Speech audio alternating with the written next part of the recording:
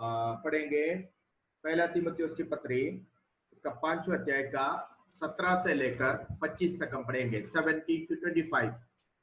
जो प्राचीन अच्छा प्रबंध करते हैं, विशेष करके वे जो वचन सुनाने और सिखाने में परिश्रम करते हैं, दो गुने आदर के योग्य समझे जाएं, क्योंकि पवित्र शास्त्र कहता है, दामने वाले बैल का मुंह ना बांधना, क्योंकि मजदूर अपनी मजदूरी का हकदार है। हाँ, बस आगे एक मिनट, आगे हम यहाँ तक देखेंगे, उसके बाद हम आगे चलेंगे। कल हम कह रहे थे कि कलीसिया का जिम्मेदारी क्या है एक पास्टर के प्रति। कई बातें कल कहा, लेकिन उसको मैं कंप्लीट नहीं कर पाया। आज उसको आगे बोलना चाहूंगा। एक पासवान कलीसिया के लिए हमेशा चिंता करने वाला एक व्यक्ति है।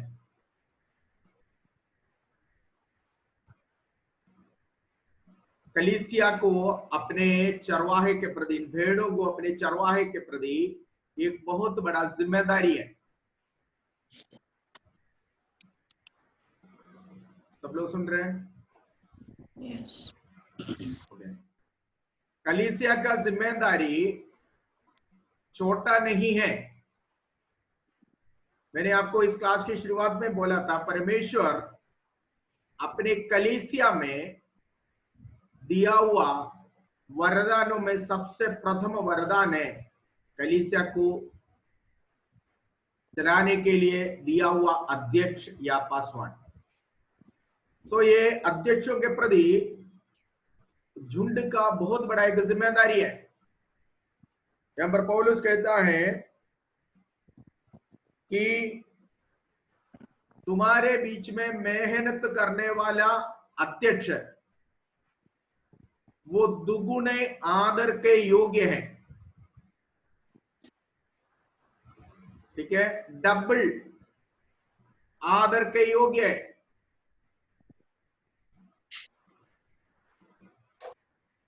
क्योंकि कलीसिया हमेशा अपने चरवाहे के प्रति, अपने अध्यक्ष के प्रति चिंता करना है। केवल संडे के दिन में आकर पास्टर से मिला, अध्यक्ष से मिला, चर्च खत्म हो गया, 2 घंटे या 3 घंटे की रिश्ता खाली नहीं रखना चाहिए एक कलीसिया के मेंबर को अपने पासवान के साथ, बल्कि आपको आपके बीच में रहकर प्रभु की सेवा करने वाले, आपके आत्मिक जीवन के प्रति चिंता करने वाला, मेहनत करने वाला पासवानों के प्रति कलीसिया को एक बहुत बड़ा जिम्मेदारी और उत्तरदायित्व है। इब्रानियों की पत्री में कल हमने पढ़ा था 13 का 7 और 17 दोनों आयतों को फिर से पढ़ेंगे। इब्रानी, Hebrews chapter 7 and 17 दोनों आयतों को एक और बार पढ़कर हम कल पढ़ा था, फिर हम उसको आगे बढ़ेंगे। यहाँ पर हम लोग कल लास्ट में हम यही रुके थे। Hebrews chapter 13 verse 7 and 17।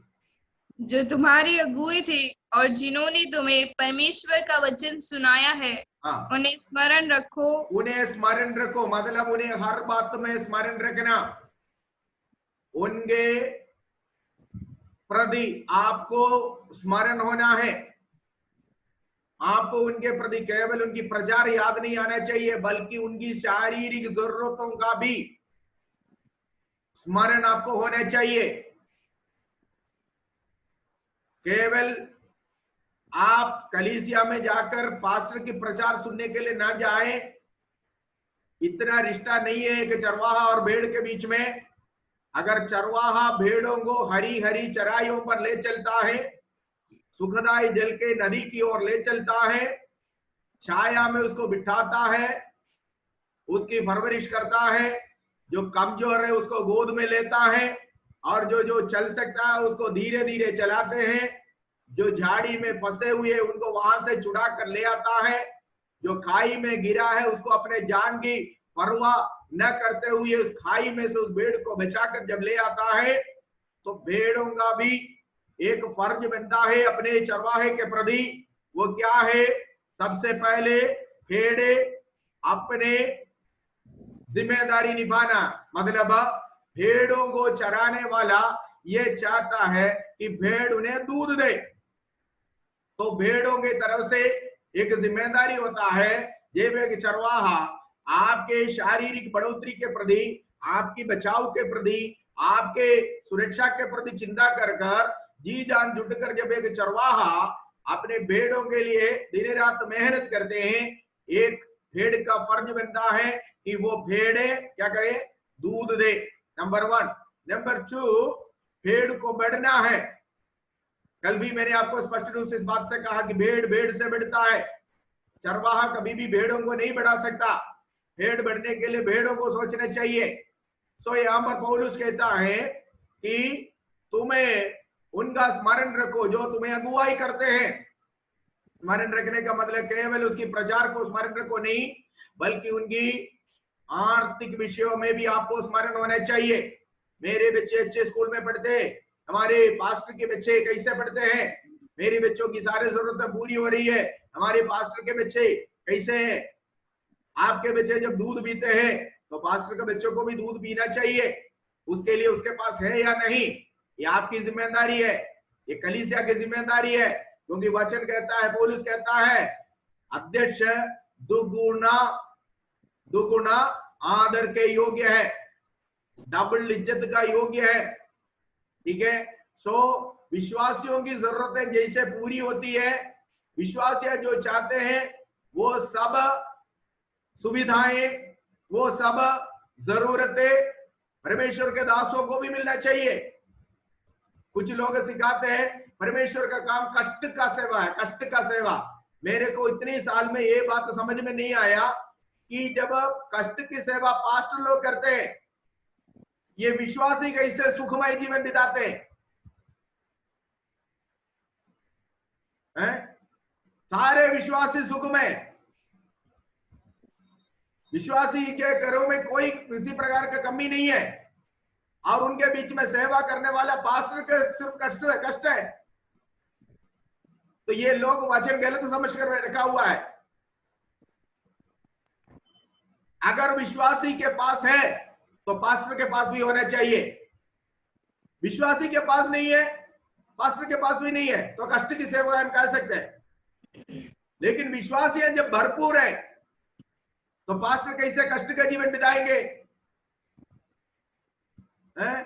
तो ये इस तरह की टीचिंग गलत होती है। ठीक है। जरूर मसीह की सेवकाई जो है कष्ट की सेवकाई है। प्रभु ने कहा क्रूस उठाकर चलने वाला जीवन है, वो तो मैं मानता हूं, लेकिन वो एक पास्टर अकेले नहीं है ना जो क्रूस उठाकर चलते हैं। विश्वासी भी इसी रास्ते में है, विश्वासी भी अपना क्रूस उड़ाए हुए है। जब विश्वासी क्रूस उठाकर चलते, उनके पास बहुतायत से है, उनके पास भरपूर है, तो उनके बीच में सेवा करने वाला पास्टर कैसे होंगे? उन्हें स्मरण रखना, उनकी जरूरतें कलीसिया पूरी करना है। कल मैंने आपको बताया कि दिल्ली में सेवा करने वाला एक पासवान अमेरिका से सपोर्ट की प्रतीक्षा न करे, बाहर के देश की सपोर्ट की, क्योंकि उनकी खेत दिल्ली में है। मेरी खेत में बीज बोकर मैं दूसरों की खेत से काट नहीं सकता। मेरी खेत में मैंने जो मेहनत किया मुझे उसी का फल मिलना है।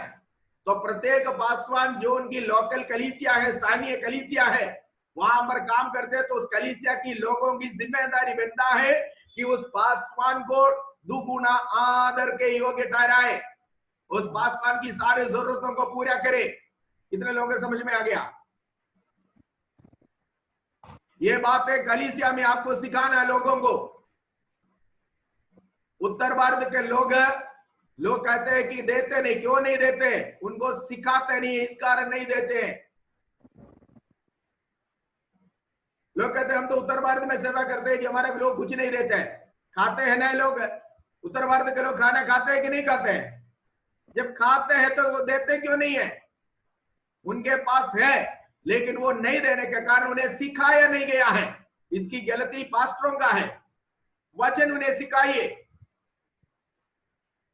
गवर्नमेंट कहा हुआ टैक्स जब देता है, हाउस टैक्स हर कोई देता है, जमीन का टैक्स देता है, बिजली का बिल भरता है, पानी का बिल भरता है, नहीं तो कनेक्शन कट जाएगा, है ना। लोग सब देते हैं, उत्तर भारत के लोग वहां सब देता तो दे सकता, तो प्रभु के भवन में प्रभु का हिस्सा क्यों नहीं दे सकता? मेरी बात को समझ में आ रहा है कि नहीं आ रहा है? समझ में आ रहा है कि नहीं आ रहा है? Yes. है? तो जब गवर्नमेंट की सारे बिल उत्तर भारत के लोग भी देते, तो प्रभु की बिल क्यों न दे सकता? इसका मतलब है आपने इनको कभी चलान नहीं भेजा है, आपने इनको कभी बिल नहीं भेजा है। बिल भेजो ना। कलीसिया में लोगों को वचन ना सिखाने का कमी है। केवल यीशु चंगाई करता है, चंगाई करता है, चंगाई करता है, तो आप बोलते रहोगे तो लोग उतरे ही में सीमित रहेगा। लोगों को वचन खोल कर दिखाइए, समझाइए कि आपको देना है। अगर हर एक कलीसिया ऐसा डेवलप हो जाए, हर एक कलीसिया में इस तरह की शिक्षा दिया जाए, तो किसी भी बाहर के लोगों के पास हमें हाथ मिलाने की जरूरत नहीं पड़ेगी। आपके पासवान सबसे अच्छा जो है क्या कह सकता है, स्थिति में रह सकता है। मैं आपको एक बात बताऊंगा। एक बार एक पास्टर ने प्रचार किया, इस प्रकार मैंने सुना। अमेरिका में एक पास्टर थे, बहुत बड़ा कलीसिया है, और वो पास्टर उस समय, बहुत पुरानी कहानी है, उस समय गाड़ियां सबके पास इतना अवेलेबल नहीं था, लोग घोड़ों के ऊपर चलते थे। पास्टर बहुत लल्लू पंचू था, बहुत ही पतला, ज्यादा मोटा तगड़ा नहीं था। कलीसिया के सारे लोग अच्छे मोटे तगड़े थे, अच्छा कलीसिया था। एक दिन पास्टर कलीसिया में आया अपना नई गाड़ी में। ये गाड़ी कौन सा है? घोड़ा था। एक ऐसा घोड़ा जो बिल्कुल हष्ट पुष्ट है, एकदम तगड़ा। तो लोगों ने पूछा, पास्टर जी आप तो बिल्कुल दुबले पतले, आप तो बिल्कुल दुबले पतले, लेकिन आपके घोड़े एकदम हष्ट पुष्ट है, मोटा तगड़ा है, ये क्या राज है? पास्टर जी ने हंस के बोला, इसका कारण नहीं है मैं ऐसा दुबला पतला हूं क्योंकि मुझे आप खाना खिलाते हैं, लेकिन मेरा घोड़ा हष्ट पुष्ट इसलिए मैं अपनी घोड़े को खाना खिलाता हूं। समझ में आ गया? समझ में आ गया? कहने का मतलब तुम लोग जो देते हैं उससे मैं ऐसा हो गया हूं, लेकिन मैं जो देता हूं तुम लोग जैसे मेरी कदर करता है इस प्रकार नहीं है। मैं जो अपने घोड़े की कदर करता हूं, तुम लोग मुझे मेरे बारे में जो सोचता है वो नहीं है जो मैं अपने घोड़े के बारे में सोचता हूं। उस दिन में वो पूरे कलीसिया में बेदारी आ गया। सभी लोगों ने दिल खोलकर परमेश्वर के दास को उनकी जरूरतों के लिए देने लगा। फिर कभी भी जो है उस पास्टर को कभी आर्थिक समस्या के द्वारा गुजरना नहीं पड़ा। हमारे लोगों के एक विचार होते हैं, पास्टर हमारे बीच में काम करे, सपोर्ट अमेरिका से आ जाए। एक हफ्ते अगर, एक महीना अगर डिस्ट्रिक्ट से सपोर्ट नहीं मिलेगा तो यहां बैठे हुए कितने पास्टर लोग विश्वास के साथ सेवा करने के लिए खड़े रहेंगे? एक बार हाथ दिखा सकते हैं आप? सपोर्ट बाहर से नहीं आ रहा, लोग कह रहे हैं नहीं हम नहीं देंगे क्योंकि हमारे पास यहाँ हमारी खेत यहाँ पर है। इंडिया में काम करने वाले अपने अपने केस से कटाई करे, कटनी करे, अपने कलीसिया से वो अपनी जरूरतों को पूरा करे कर अगर बोले, कोई भी भाई बहन जो हमें मदद करता है आर्थिक तौर से बाहर से, एक बार नहीं दिया तो कितने लोग रहेंगे? हम लोगों को विचार बदलने के समय आ गया है। कलीसिया को एडिफाई करो, कलीसिया को एजुकेशन दो, कलीसिया को वचन सिखाओ। 15 परिवार, कल भी मैंने आपको ये बात बताया, आज फिर रिपीट कर रहा हूं ताकि 2 बार सुनने से आपको ज्यादा समझ आ जाए। एक अकेला परिवार जिसका आमदनी 10,000 रुपया है, घर का मुखिया खाली काम करने के लिए जाता है, वो व्यक्ति वो 10,000 रुपए से अपना किराया भी दे रहा है, घर भी चला रहा है, बच्चे और बीवी सबका जरूरत पूरा कर रहा है, एक ही व्यक्ति अकेला। तो सोचिए ऐसा 15 या 20 परिवार एक कलीसिया के अंदर है, क्या ये 20 परिवार मिलकर एक पास्टर की जरूरतें पूरा नहीं कर सकता? एक व्यक्ति अकेला एक परिवार को जब चला सकता है, तो 15 परिवार मिलकर एक पास्टर की जरूरतें पूरा नहीं कर सकता। 2000 या 3000 की सपोर्ट के लिए क्यों जाए एक पास्टर? किसी के सामने हाथ फैलाकर क्यों शर्मिंदा होना चाहिए? क्यों शर्मिंदा होना चाहिए? आपका पास्टर किसी के सामने अगर सपोर्ट के लिए हाथ बढ़ाता है, इसका शर्म आपको है, कलीसिया को है। सो इसलिए कलीसिया को यह वचन सिखाइए कि हमारा पास्टर किसी से 1 रुपए लेने ना पड़े, वो हमारे लिए बदनाम की बात है। वचन क्या कहता है? वचन कहता है कि प्राचीन जो तुम्हें वचन सिखाते हैं, जो तुम्हें वचन समझाते हैं, वो दुगुना आदर के योग्य है। तो हर कलीसिया को अपने पासवान के आर्थिक समस्या के प्रति भी, आर्थिक जरूरतों के प्रति भी चिंता करना है। इब्रानियों की पत्र में बोला, तुम्हें अगुवाई किया वो लोगों को स्मरण रखो। केवल आज का हमारे पास्टर का प्रचार बहुत अच्छा था, केवल इतना स्मरण नहीं रखना। उसका प्रचार जब याद आता है ना, तब उसके घर के स्थिति को भी आपको याद रखना।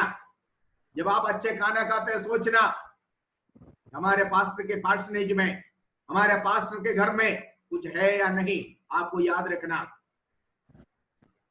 हमारे अनुभव में आपको बताता हूं, हमारे घर में हमारे जो माँ बाप लोग है, ऐसे करके मैंने देखा, जो भी घर में बनता अपने बच्चों को बांटने से पहले, देने से पहले पहला हिस्सा निकाल कर फेतों में, हमारे पार्सनेज में ले जाकर देते थे। हमारे कटहल के पेड़ में से अगर एक कटहल तोड़ा, तो वो पहला जो तोड़ा वो ले जाकर फेतों में देते थे। ठीक है, क्योंकि परमेश्वर के नाम, परमेश्वर के दास और कलीसिया, प्रभु के जो है कार्य पहले होता था। उसका आशीष हम लोगों के ऊपर है, उसकी आशीष पीढ़ी के ऊपर है। परमेश्वर कहता है, वचन कहता है, जो मेरी आदर करेगा मैं उसकी आदर करूंगा। परमेश्वर की आदर कैसे करेंगे आप? परमेश्वर के दासों के आदर करने के द्वारा आप परमेश्वर की आदर करते हैं। यीशु ने एक बच्चे को अपने पास उठाकर खड़ा कर सभी से बोला, मुझे समझकर, मेरे लिए समझकर, जो कोई इस बच्चे को 1 गिलास पानी तक पिलाया, मैं तुमसे सच कहता हूं, वो मेरे को दिया और उनको प्रतिफल मिलेगा। परमेश्वर की आदर करने का मतलब परमेश्वर की दासों की आदर करना। जब आप दुगुना आदर परमेश्वर के दासों को दोगे, वो क्रेडिट गोस टू गॉड, वो क्रेडिट प्रभु की ओर जाते हैं, और आपने प्रभु को दुगुना आदर दिया है। तो कलीसिया की जिम्मेदारी है। कुछ लोग कहते हैं कि पास्टर लोगों का काम कष्ट उठाने का, कष्ट उठाने का, कष्ट उठाने का। ये पास्टर 50 साल सेवा में कष्ट ही उठाते रहेगा, और 50 साल में उसने जितनी कलीसिया में सेवा किया, जितने लोग प्रभु में आया, वो सब अच्छे जगह में पहुंच गया। उनके बच्चे कनाडा, अमेरिका पहुंच गया, लंदन, यूके पहुंच गया। ठीक है, और वो विश्वासी जनों की स्थिति बदल गया। साइकिल से स्कूटर में आया, स्कूटर से 4 पहिया में आ गया, उसके बाद फिर सू हो गया, मूव हो गया, पता नहीं क्या क्या आ गया है। बहुत बढ़िया से बढ़िया गाड़ियां आने लगे। ठीक है, पास्टर अभी भी साइकिल में, पास्टर अभी भी साइकिल का pedal चला रहे हैं। विश्वासी की क्या परमेश्वर पक्ष दिखाने वाले नहीं है। विश्वासी की अवस्था जैसे बदलता है, वैसे कलीसिया का पासमान का भी अवस्था बदलना चाहिए। कितने लोग मेरे साथ सहमत है इस बात में? ये अगर आपको करना है, आपके विश्वासी गणों को वचन सिखाना, आपके विश्वासी गणों को ये वचन खोलकर बताना कि ये आपका फर्ज है। खाली चर्च में आकर प्रार्थना करने वाला नहीं, आपका एक फर्ज है प्रभु के प्रति, आपका एक जिम्मेदारी है, आपके एक रेस्पॉन्सिबिलिटी है, आपके एक उत्तरदायित्व है। आप अपना उत्तरदायित्व को निभाइए करके लोगों को बताना। अगर ऐसा करेगा तो मैं आपको चैलेंज करके बताता हूं कि हमारे जितने भी पास्टर्स हैं, एक भी जो है रोएगा नहीं। मतलब मेरी जरूरत है, कैसे होगी कैसे होगी, नहीं रोएगा, नहीं रोएगा। आप अपना तो फर्ज कर तो देखिए।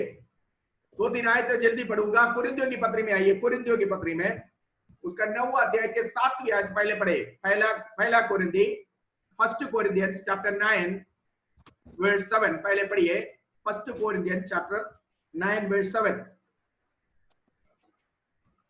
पढ़िए बेटा।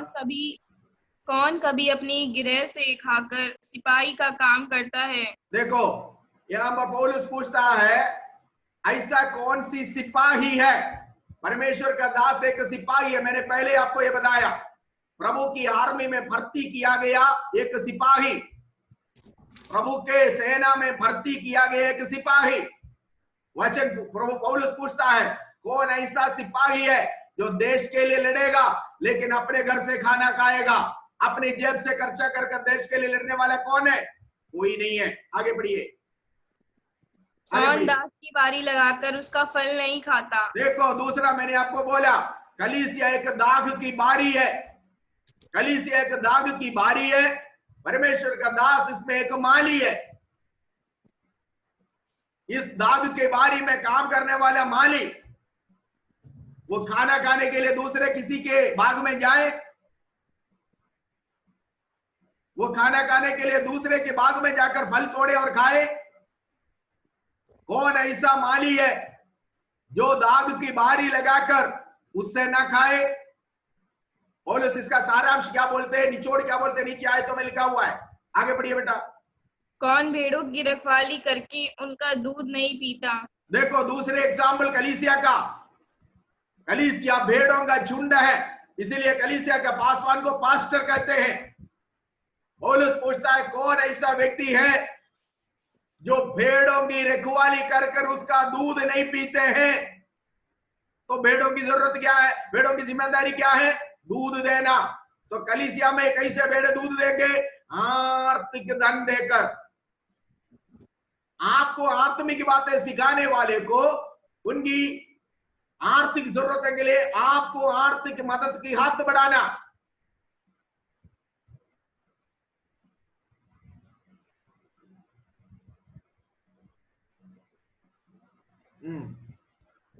कौन ऐसा व्यक्ति है जो भेड़ों को चराएगा? घाटी में, पहाड़ में, मैदान में भेड़ों को ले चलता है एक चरवाहा, व्यर्थ में काम करेगा और उनकी जरूरतें कहां से पूरी होगी? पौलुस कहता है दो एग्जाम्पल यहां पर कलीसिया का दिया हुआ, नंबर 1 दाग की बारी, नंबर 2 भेड़ों की झुंड। हाँ, भेड़ों की झुंड। कौन ऐसा व्यक्ति है जो भेड़ों को, पढ़िए बेटा, कौन भेड़ों की रखवाली करके उनका दूध नहीं पीता? उनका दूध नहीं पीता। तो कलीसिया में किस तरह के दूध आना चाहिए? कलीसिया एक भेड़ों के झुंड है, इसमें से कलीसिया अपना फर्ज निभाना है। और मैंने आपको यह भी बताया दशवांश जो है वो पहले जमाने में था, नया नियम में दशवांश नहीं चलता, शेयर चलता है। शेयर आपको मालूम है, share holder 50-50 share, 25-75 share, 40-60 share, 40% और 60%, 50% 50%, इस प्रकार के शेयर है। पढ़िए गलातियों की पत्री 6 का, कल भी पढ़ा था, फिर से पढ़िए गलातियों की पत्री 6 का 4 पढ़िए। पर हर एक अपने ही काम को जांच ले और तब दूसरे के विषय में नहीं परंतु अपने ही विषय में उसको घमंड करने का अवसर होगा। बेटा गलातियों की पत्री 6 का 6 है, 6 4 नहीं बेटा 6 जो वचन की शिक्षा पाता है वैसा वस्तुओं में सिखाने वाले को भागी करे। क्या करना है? भागी करना। जो वचन सीखते हैं आपके बीच में, आपको वचन सिखाने वाले को, कल सारे बातें मैंने बताया था, आज रिपीट करने का कारण है कलीसिया का उत्तरदायित्व तो समझ ले। सपोर्ट के लिए सेंट्रल पास्टर की तरह आपकी पास्टर को ना भेजे, सपोर्ट पाने के लिए, आर्थिक मदद के लिए सेंट्रल पास्टर के पास या स्टेट प्रेसिडेंट के पास आपकी पास्टर को धक्का देकर ना भेजे। इसलिए आज दोबारा फिर बोल रहा हूं, पास्टर लोग भी सेंट्रल पास्टर की ओर या स्टेट प्रेसिडेंट की ओर ना आए। ये ना कहे कि हमें कलीसिया से कुछ नहीं मिल रहा, हमारी मदद करे। कलीसिया अपनी जिम्मेदारी को निभाना। डॉक्टर के पास जाकर डॉक्टर बोले 1000 रुपए फीस है, तुरंत जेब से निकलेगा। वही बीमारी जब प्रार्थना करके ठीक होता था, धन्यवाद पास्टर जी बोलकर चला जाता है ना? है कि नहीं? परमेश्वर को आदर करो, परमेश्वर की इज्जत करो। एक डॉक्टर या एक वकील से कम नहीं है एक पास्टर। वो आपके लिए क्या करते हैं? विनती करते रहते। अभी हम पढ़ेंगे उस आयत को। पहले आप देखिए आप कितना देना प्रभु को, कितना देना। 6:6 पढ़िए, गलातियों की पत्री 6:6 पढ़िए। जो वचन की शिक्षा पाता है वह सब अच्छी वस्तुओं में सिखाने वाले को भागी करे। मैं आपको एक बात बताऊं, अपने अनुभव बताता हूं। ये लॉकडाउन में हुआ, विश्वासी का यहाँ तक फोन तक नहीं करते। उधर जब फोन करे तो हाँ जी ठीक है पास्टर जी, ठीक है। एक मेरी हमारी चर्च में एक आंटी है, पंजाबी है, वो बाई बर्थ विश्वास में आया। ये पिछले 2 महीने पंक्चुअली, ऑनलाइन में नहीं है, पंक्चुअली मेरे घर में आकर आराधना चले ना चले, चर्च में आए ना आए, चर्च चल रहा है कि नहीं चल रहा, लेकिन दोनों महीने में, अभी पिछले 2 महीने में मेरे पास आकर, वो हर महीने प्रभु को जो हिस्सा देता है, मेरे घर में आकर मेरे को बोल कर देकर बोला पास्टर जी ये मेरा प्रभु के लिए मैंने निकाल कर रखा हुआ हिस्सा है, दशवांश नहीं बोला, हिस्सा है करके उसने देकर गया। वचन सिखाया है, इसलिए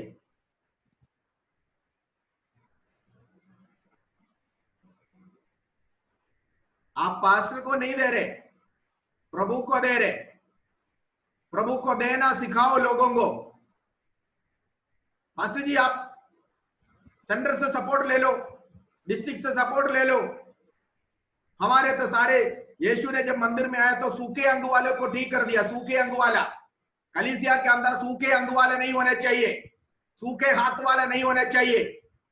हमारे सारे लोगों के हाथ तो सूखा हुआ है, ऐसे ऐसे ऐसे सूखा हुआ नहीं होने चाहिए। सूखे अंग वाले को यीशु ने मंदिर में से निकाल दिया, ठीक करके भेजा। प्रभु के भवन में सूखे अंग वाले नहीं होने चाहिए। हिस्सा देना प्रभु को, शेयर देना प्रभु को, ये कलीसिया का उत्तरदायित्व है। क्योंकि तुम्हारे बीच में सेवा करने वाला अध्यक्ष दुगुना आदर के योग्य है।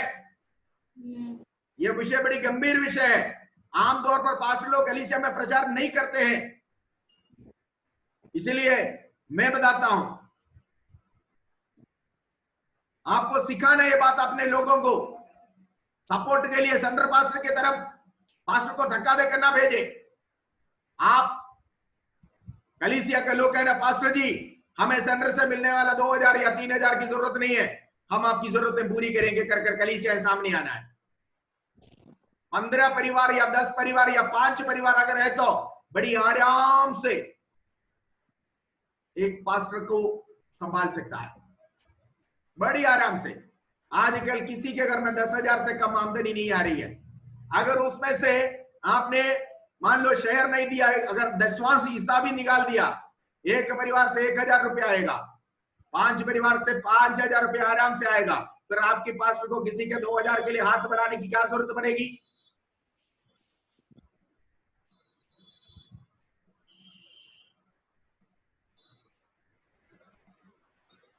गलातियों की पत्री 6:6 में लिखा हुआ है, शेयर दे दो प्रभु को। प्रभु के वचन सिखाने वाले को शेयर देना,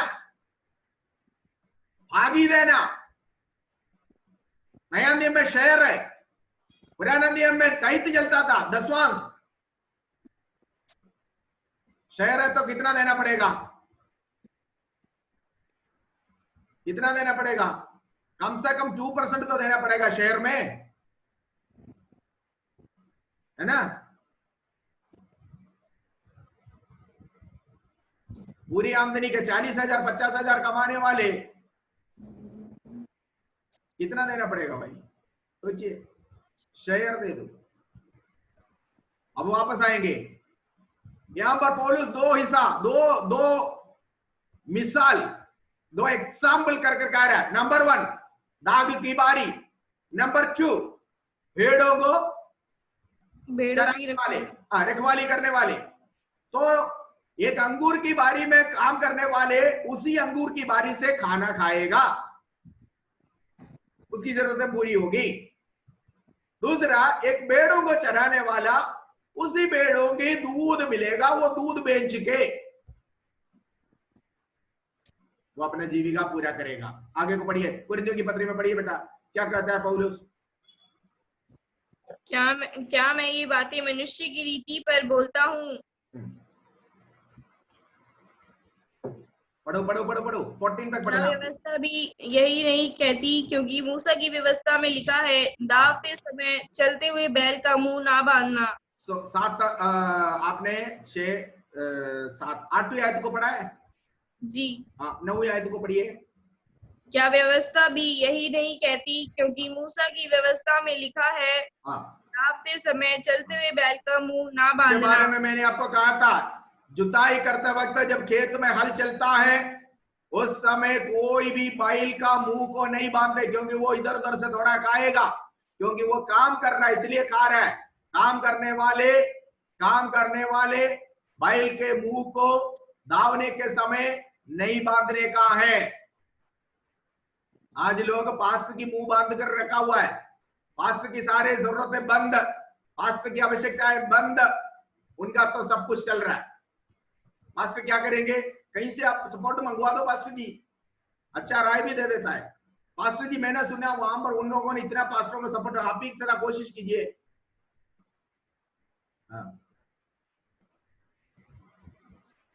जोतने वाले बैल के मुंह को नहीं बांधना। आगे पौलुस कहता है, पढ़िए पढ़िए पढ़िए, रीड इट कुरिन्थियों की पत्री में। क्या परमेश्वर बैलों ही की चिंता करता है? हाँ, या विशेष करके हमारे लिए कहता है? हाँ, हमारे लिए ही लिखा गया है। लिखा गया क्योंकि यही वचन है, यही वचन पौलुस ने फिर तीमुथियुस की पत्री में भी लिखा, जो हमने पढ़ा है। यही वचन पौलुस ने तीमुथियुस की पत्री में याद मिला। देखो तो ये कितना महत्वपूर्ण बात है, एक ही चीज 3 जगहों में आया। पहले मैंने आपको बोला व्यवस्था विवरण की पुस्तक में, ड्यूटरनोमी में ये पाए जाते हैं, मूसा की किताब में, व्यवस्था विवरण की पुस्तक में कल हमने इसको पढ़ा। आज कुरिन्थियों की पत्री में पढ़े वही आयत तो तीमुथियुस को जो पौलुस पत्री लिखता वहां पर भी मतलब 3 बार एक ही आयत आया। इस कारण में आज इसको खास तौर पर दोबारा आपको रिपीट करके कह रहे हैं। परमेश्वर का वचन में लिखा 2 या 3 गवाहों के द्वारा कोई भी बातों को पक्का किया जाता है। ले 3 जगहों में एक ही आयत, 2 बार पौलुस ने कहा, 1 बार व्यवस्था में कहा। फिर यीशु मसीह ने भी इसको दूसरे तरीके से बोला, मजदूर अपनी मजदूरी के लिए हकदार है। प्रभु ने भी कहा मजदूर अपनी मजदूरी के लिए हकदार है। मेहनत करने वाला अपनी मजदूरी उसको वहीं से मिलना चाहिए जिस खेत में वो मेहनत किया। आपके बीच में काम करने वाले को मजदूरी, प्रतिफल वो आपको उसको वही कलीसिया से मिलना चाहिए। Teach the people. मुझे सुनने वाले पास्टर्स, आप अपने लोगों को वचन सिखाइए। कई लोग डरते, अगर ऐसे सिखाएंगे तो लोग कलीसिया छोड़कर भागेगा। जाने दो ना, ऐसे लोगों को बीच में क्या सेवा करना है? जो प्रभु के लिए हाथ नहीं खोल सकता, जो प्रभु के लिए नहीं खड़े हो सकता, जो प्रभु का जिससे कोई फायदा नहीं हो रही है, ऐसे लोगों को कलीसिया में इकट्ठा करके रखने से क्या फायदा है? अगर ये सुनकर, ये वचन सुनकर कलीसिया छोड़कर जाएगा तो जाने दो, क्योंकि वो किसी का नहीं है। समझे? सो इसलिए आप वचन सिखाइए। Don't bother about whether people will stick on और नॉट। लोग रुकेंगे ना रुकेंगे इसकी परवाह मत कीजिए, वचन सिखाइए अगर आपकी हालात बदलना है तो। सो पौलुस कहता है, कुरिन्थियों की पत्री पढ़िए बेटा, आगे को पढ़िए। कुरिन्थियों की पत्री में पौलुस क्या कहता है? क्योंकि उचित है कि जोतने वाला आशा से जोते और दावने वाला भागी होने की आशा से दावनी करे। देखो यहां पर जोतने वाला और दागने वाला दोनों के बारे में लिखा हुआ है, ठीक है? आशा से जोते और दावने वाला भागी होने की आशा से करे। आगे आगे। अतः जबकि हमने तुम्हारे लिए आत्मिक वस्तुएं बोई, जब तो क्या हमने, पौलुस कहता है, जब हमने तुम्हारे बीच में तुम्हारे लिए आत्मिक वस्तुएं बोए। आगे। तो क्या यह कोई बड़ी बात है कि तुम्हारी शारीरिक वस्तु की फसल काटें? तो क्या ये कोई बड़ी बात है? हमने कहा कि तुम हमारी आर्थिक जरूरतों के लिए तुम्हारी आर्थिक भलाई से हाथ बढ़ाए, ये कोई बड़ी बात है? पौलुस पूछ रहा है। आगे। जब दूसरों का तुम पर यह अधिकार है, तो हमारा इससे अधिक ना होगा? आगे।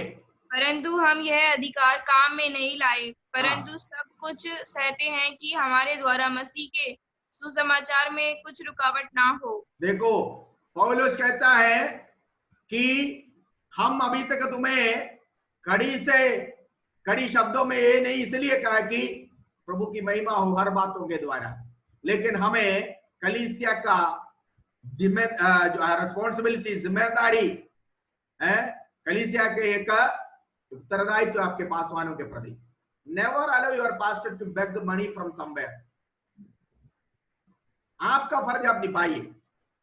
आपका फर्ज क्या है? प्रभु को देने का हिस्सा। प्रभु ने कहा जो सीसर का है वो सीसर को दे दो, और जो है परमेश्वर का है वो परमेश्वर को दो। परमेश्वर की हिस्सा सीसर को नहीं देना, सीसर का हिस्सा परमेश्वर को नहीं देना। कहने का प्रभु का मतलब, दुनिया में जब रहते हैं, दुनिया की गवर्नमेंट है और दुनिया के प्रति तुम्हें जो कुछ देना वो उनको दे दो, लेकिन साथ साथ प्रभु के प्रति जो फर्ज निभाना है, प्रभु का हिस्सा जो है उसको प्रभु को ही देना है। ठीक है? हर कलीसिया अगर ऐसा करे तो कलीसिया के पासवानों को दुगुना आदर मिलेगा। दुगुना आदर। आपका पास्टर को देख के लोग मुंडी नीचे करने वाला मौका नहीं बनाना। अरे कैसे कपड़े पहन कर आया है, देखो एक पादरी, उसकी हालत देखो, शक्ल देखो, सूरत देखो, नहीं बोलने का। आपका पास्टर हमेशा पब्लिक में जब आएंगे डिसेंट कपड़ा पहन के, डिसेंट तरीके से, मतलब हर कोई जो है आपके पास्टर के को देकर उसको इज्जत देना। वो इज्जत तब मिल पाएगा जब आप उसके बारे में चिंता करते हैं। अब इब्रानियों की पत्री में वापस आइए बेटा। इब्रानियों की पत्री 13 वर्ष 17 पढ़िए, उसमें लिखा हुआ है। पढ़िए।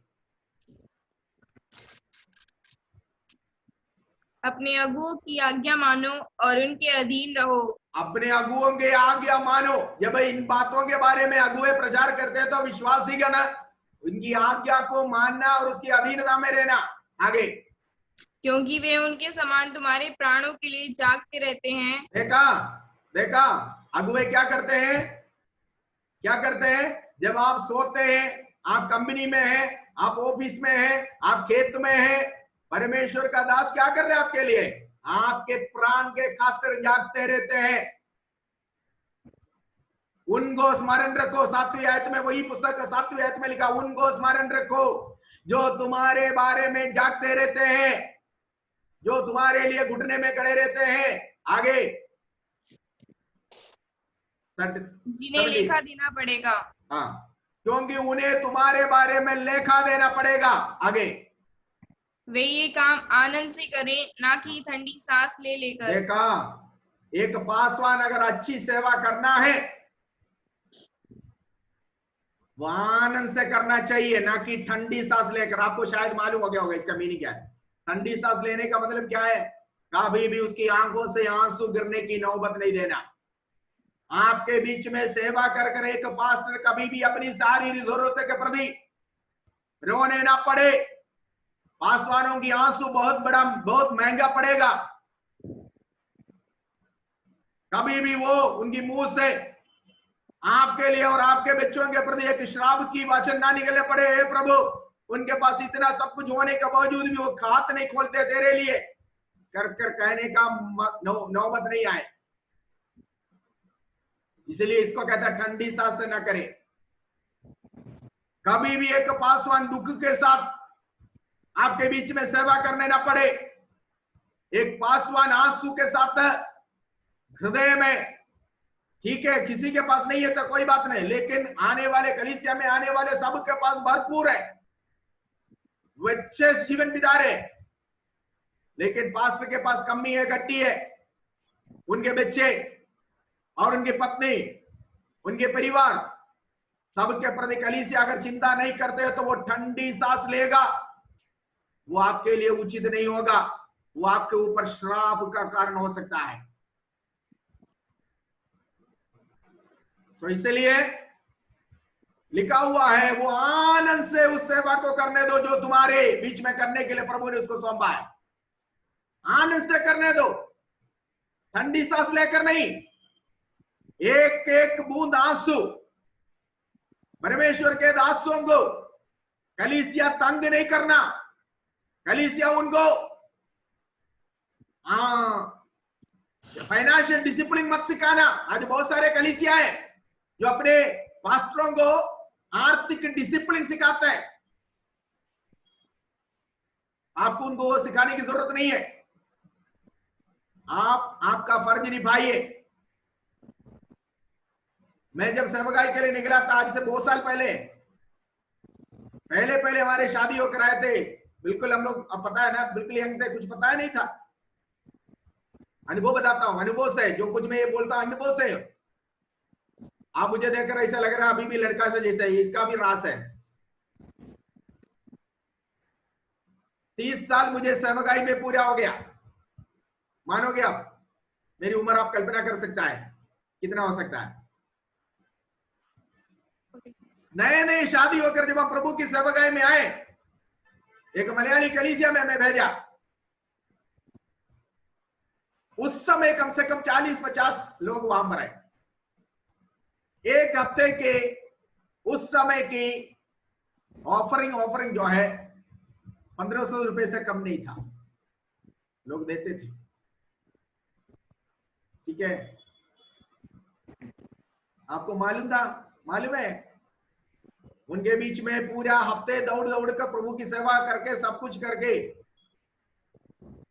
1000 रुपया देता था। 1000 रुपये। वो 1000 रुपये में टाइट तो निकाल दिया, बाकी कितना है?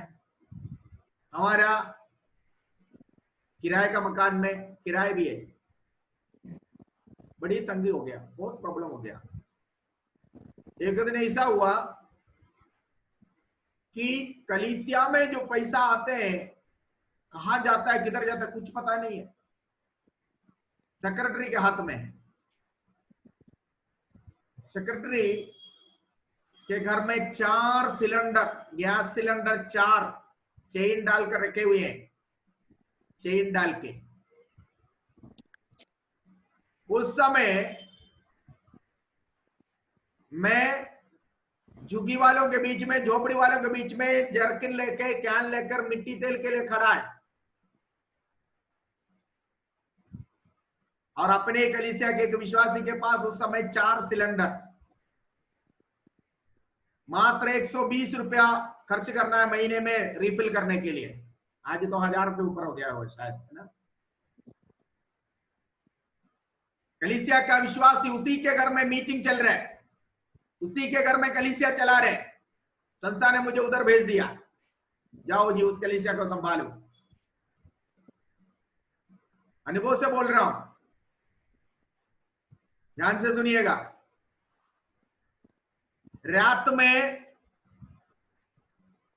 11, 11:30 बजे तक हाउस विजिट, बाइबल स्टडी सब करके पैदल चलकर हम लोग जाते थे। मेरी मिसेस को उस समय जनकपुरी में एक अच्छे हॉस्पिटल है जो आज भी है, माता चनन देवी हॉस्पिटल, उस समय में नौकरी मिली थी।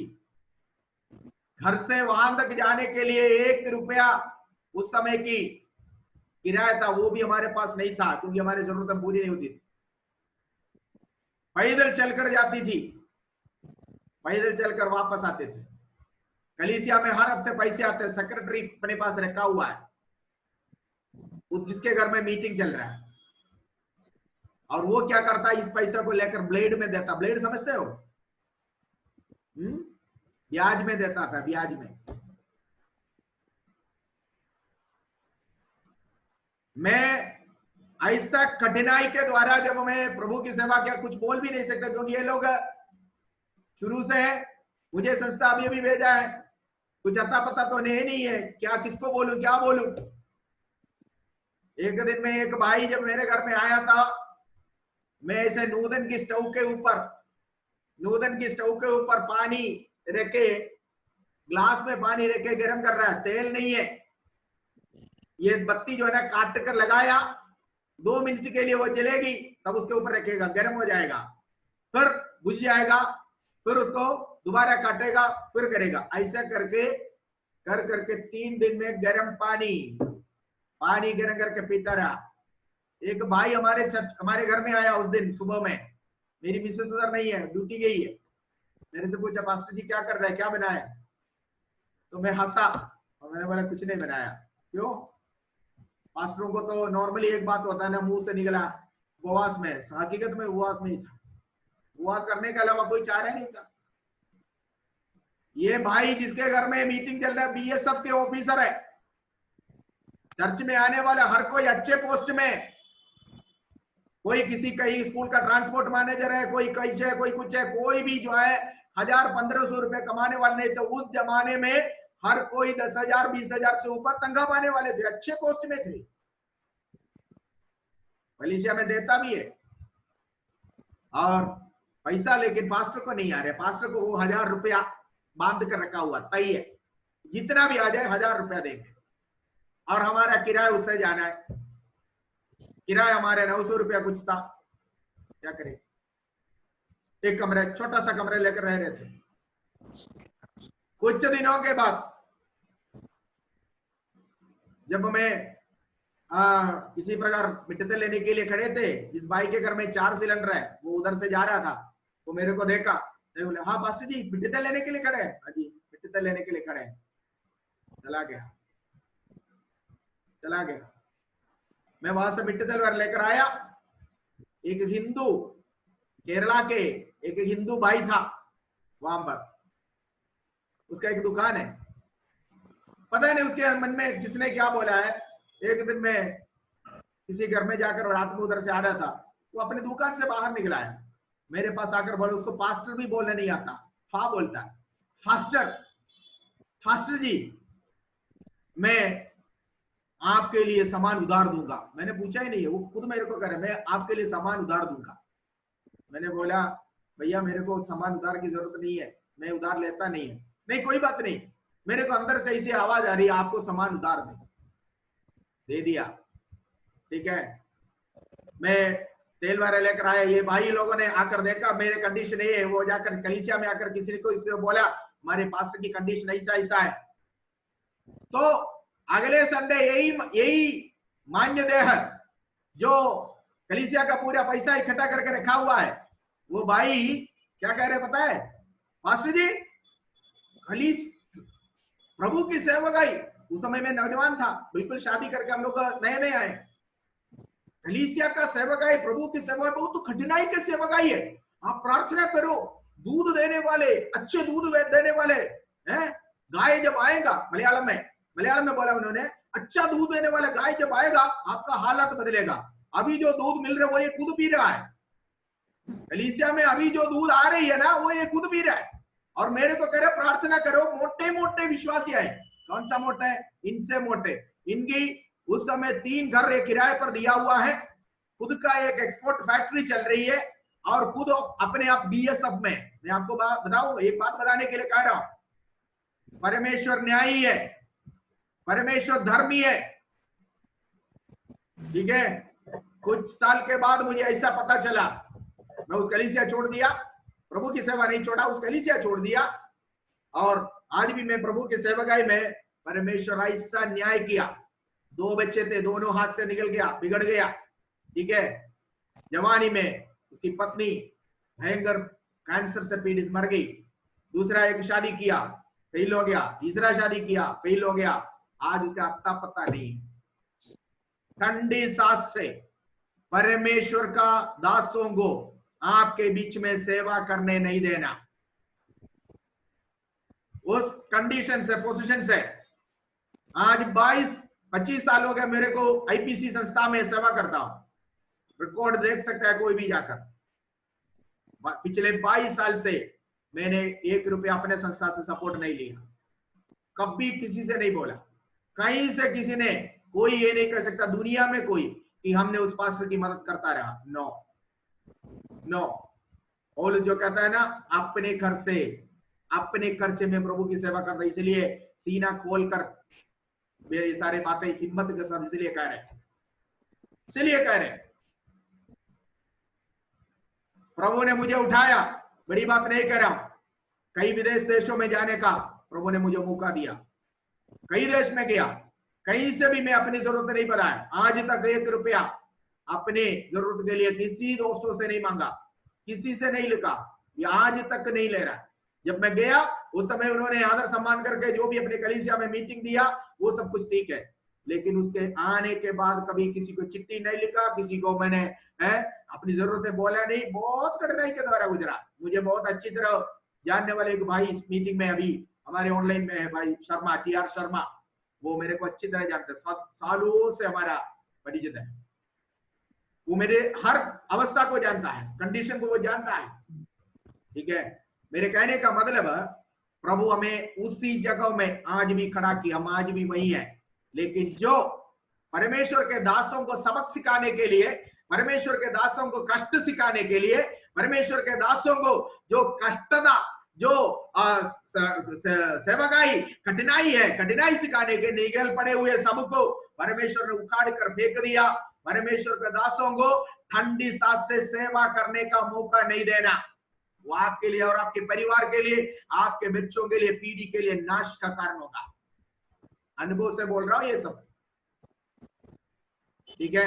आज भी मैं प्रभु की सेवकाई में हूं, आज मेरे लिए जो जरूरत है प्रभु ने दिया है, बहुतायत से नहीं, जो जरूरत है, ठीक। प्रभु हमें आगे ले चल, प्रभु एक सेवकाई दिया, मैं उस झुंड को जरूर छोड़ा, क्योंकि वो मैं उनको ठीक नहीं कर सका, क्योंकि वचन को मानने वाले नहीं थे। वो कुछ लोग ऐसे ही होते हैं जो शुरू से ही जो है ना बिगड़े हुए होते हैं, जिसको प्रभु तक त्याग दिया, तो उनको हम ठीक नहीं कर सकता। तो मैं अपने प्राण बचाने के, अपनी सेवकाई बचाने के लिए उस झुंड को छोड़ दिया। मैंने हेड ऑफिस में फोन करके बोला, मेहरबानी से अगले हफ्ते में किसी पास्टर को यहाँ भेजिए, मैं अगले हफ्ते से वहां नहीं सेवा करूंगा। नया फील्ड लेकर, यहाँ बांझ भूमि जिसको हम कहते हैं, वहां प्रभु की सेवा करना शुरू कर दिया। आज 22-23 साल से एक ही कलीसिया में सेवा करता हूँ। 22-23 साल एक ही कलीसिया में टिककर सेवा करना आसान बात नहीं है, आसान बात नहीं है, ठीक है। आज हमारे लोग कहते हैं आप जहां जाएंगे वहां हम आएंगे, आप हमें छोड़कर नहीं जा सकते, ठीक है। अनुभव से कह रहा हूं, अनुभव। मेरे कहने का मतलब कलीसिया की जिम्मेदारी है, मेरी कलीसिया को मैं वचन सिखाया, हमारी कलीसिया को जरूरत है, मालूम है, आप भी आपकी कलीसिया में वचन सिखाइए। परमेश्वर के दासों के प्रति कलीसिया का एक बहुत बड़ा उत्तरदायित्व है, उस उत्तरदायित्व से कलीसिया नहीं मुकरे। आपकी पासवान की आर्थिक जरूरतों में आप हाथ बढ़ाना, वो ठंडी सांस से आपके बीच में सेवा ना करने पाए। कितने लोग हैं, आप ये समझिए कि अगर मैं अकेला मेरा घर का पूरा खर्चा उठाता है, तो क्यों ना हम 5 लोग मिलकर या 10 लोग मिलकर जो कलीसिया में आते हैं, हमारी पास्टर की जरूरत है, क्यों ना वो क्या करेंगे, वो कहां जाएंगे। कुछ लोग कहते हैं पौलुस तंबू का काम करके अपने सेवकाई में बढ़ा, ठीक बात है, अच्छी बात है, लेकिन पौलुस के समय में आर्थिक स्थिति सबके बुरे थे, सभी लोग पौलुस के समान ही लोग थे। अगर कलीसिया के लोगों के पास नहीं है तो ठीक है, पास्टर, मैं बहुत सारे पास्टरों को जानता हूं जो दिन भर दिहाड़ी करने जाते हैं, दिन में दिहाड़ी करने जाते हैं, उनकी कलीसिया में लोग हैं जिनके पास खेती बाड़ी है, जिनके पास बहुत कुछ है, उनकी सारी जरूरतें बहुत भरपूर चल रही है, लेकिन पास्टर को धूप में काम करने जाना पड़ता है। नहीं जाने नहीं देना, आपका पासवान को आप संभाले, ठीक है, क्योंकि कहता है वो तुम्हारे लिए जागता रहता है। अगर आपका पास मेहनत करने के लिए, धूप में मेहनत करने के लिए, मान लीजिए मकान का काम करने के लिए या लेंटर डालने के लिए या कोई अन्य काम के लिए वो जाएगा, तो आपके लिए प्रार्थना कर जागते, आपके लिए कब जागेंगे। ये सारे काम करके थकावट के साथ आएगा, वो पास्टर कैसे कॉटेज मीटिंग चलाएगा, वो पास्टर कैसे आपको जो है वचन देगा। पर वो पास्टर रोज एक ही वचन दे सकता है, क्योंकि उसको वचन ध्यान करने का टाइम नहीं मिलता, वचन पढ़ने का, मैसेज तैयार करने का, प्रभु के सन्मुख में बैठने का, प्रभु से कुछ पाने का समय नहीं मिलता उसको। शरीर तो है थका हुआ, आकर सो जाएगा, अगले दिन सुबह उठकर फिर काम में जाएगा। तो मंडे से लेकर शनिचर तक काम करने वाला पास्टर संडे को आकर क्या कौन सी कलीसिया चला सकता है?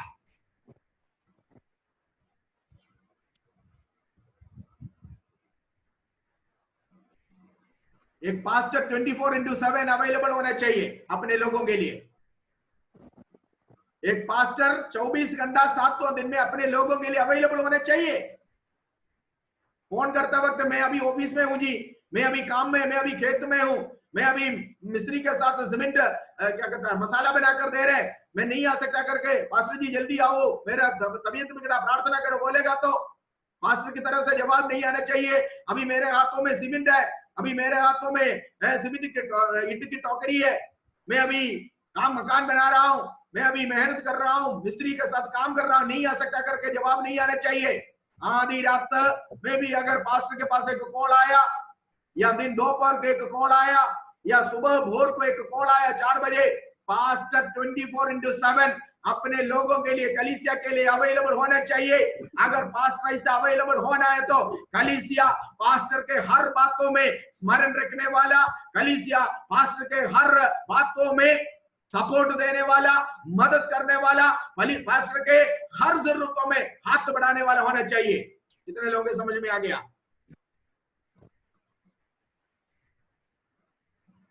लोगों को वचन सिखाओ, ये मत बोलो उत्तर भारत के लोग नहीं देते इसलिए हमारे पास नहीं है। उत्तर भारत के लोग इसलिए नहीं देते, उन्हें पता नहीं कि देना है, उन्हें सिखाओ ना। यीशु ने बोला उन्हें मन ना सिखाओ, टीच दम, सिखाइए आप, तब जाकर आपकी हालत बदलेगा। पौलुस आइए तो तीमुथियुस की पत्री में आइए, तीमुथियुस की पत्री में पौलुस कहता है ऐसा फर्ज कलीसिया को होता है। देन आगे पौलुस कहता है कि कोई भी एक पास्टर, मान लीजिए पास्टर भी तो इंसान है, अगर कोई गलती पास्टर से हो गया, प्राचीन बेटा उसका 19वां आयत को पढ़े, कोई दोष किसी प्राचीन पर लगाया जाए तो बिना 2 या 3 गवाहों के उसको ना सुन, पाप करने वालों को सबके सामने समझा दे ताकि और लोग भी डरे। परमेश्वर और मसीह यीशु और चुने हुए स्वर्गदूतों को उपस्थित जानकर मैं तुझे चेतावनी देता हूँ कि मन खोलकर इन बातों को माना कर और कोई काम पक्षपात से ना कर। देखिए यहाँ पर तीमुथियुस को एफेसुस की पूरी कलीसियाओं का अध्यक्ष के तौर पर पौलुस ने नियुक्त किया, लेकिन तीमुथियुस को पौलुस कहता है यदि कोई भी कलीसिया का पासवान के प्रति कोई शिकायत तो तुम्हें लोगों से मिला, इंसान है, हो सकता है गड़बड़ियां हो सकती है, तो क्या कहता है ये दुगुना आदर के योग्य है करने के बाद पौलुस कहता है अगर कोई गलती में ये गिर गया, अगर कोई इसके विरुद्ध कोई क्या कहता है उसको कोई कंप्लेंट आया, कोई ऐसी बात हो गया जो शिकायत मिली जिसको तुम्हें इसके विरुद्ध एक्शन लेना है, कहता है तुरंत एक्शन नहीं लेने का। क्यों? 2 या 3 अच्छे गवाह होंगी। पढ़िए बेटा उस आयत को पढ़िए, 19 2 या 3 प्राचीन पर लगाया जाए तो बिना 2 या 3 गवाहों को उसको ना सुन। देखो 2 या 3 गवाहों के बातों के अलावा जल्दी में सुनी बातों में एक सीनियर पास्टर होने के नाते जूनियर पास्टरों के ऊपर एक्शन नहीं लेना।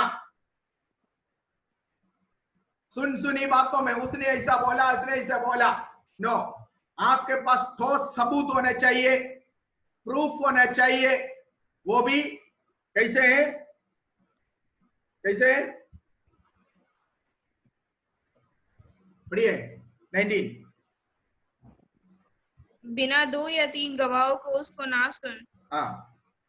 देखो जब उसकी गलती साबित हो गया तब उसको पब्लिकली डांटना, उसको गलती का एहसास करना है। ध्यान से सुनिए, कल जैसे मैंने आपको बताया एक विश्वासी जब गलती करते हैं तब एक पास्टर उसको इस तरह डांटेंगे कि उसको उसकी गलती एहसास भी हो गया, लेकिन प्रभु के प्रति उनका प्रेम खट्टा नहीं है, बल्कि उसको प्रभु के प्रति उसका प्रेम बढ़ना चाहिए, प्रभु के प्रति उसका प्रेम, सम्मान, आदर इत्यादि बढ़ना चाहिए।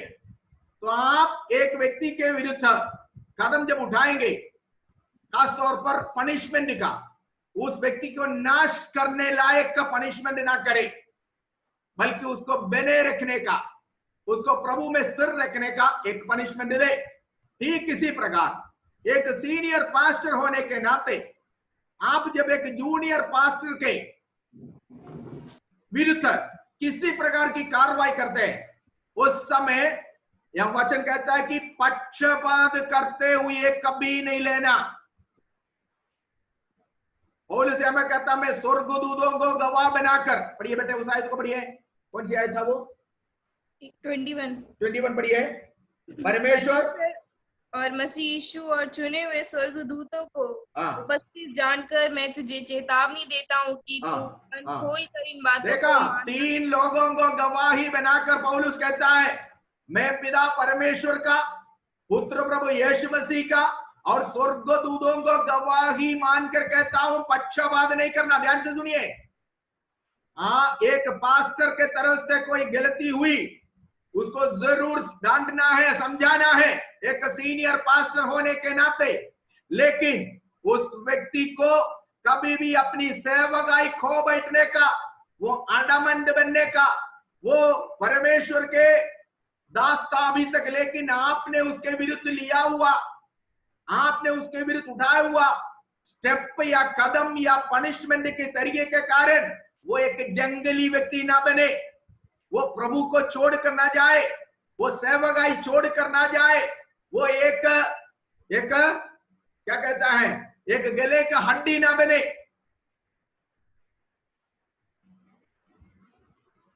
समझ में आ गया? आज कई लोग सेवकाई छोड़ने के कारण अगुवे लोगों की इस तरह की न समझ फैसला है, आत्मिक लोगों को अनात्मिक लोग बना देते हैं अगुवे लोग। इसीलिए कोई भी सीनियर पास्टर अपने जूनियर पास्टर के प्रति कोई कदम उठाने तो सबूत को मिलने के बाद उसको बुलाकर उसकी गलती समझाइए, उसको सुधरने का मौका दीजिए, प्रेम से उसको समझाइए और कभी भी उसको सेवकाई छोड़कर जाने का मौका ना देना। आपके फैसले के कारण वो व्यक्ति सेवकाई ना छोड़े। हम नाश करने के लिए नहीं बने बैठे हुए हैं, बल्कि जो नाश हो रहा है उन्हें बचाने के लिए है।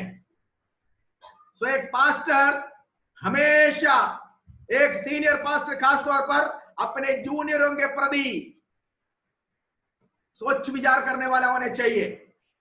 ये सॉफ्ट कॉर्नर हमेशा एक, पहले हमने इस आयत के शुरुआत में जब हमने पढ़ा है, शुद्ध विवेक होना चाहिए, निष्कपट प्रेम से डांटो, शुद्ध विवेक से उसको डांटो, इस तरह डांटो कि वो अपनी गलती को एहसास कर लिया और आपके प्रति और प्रभु के प्रति उनका प्रेम बढ़ने पाए।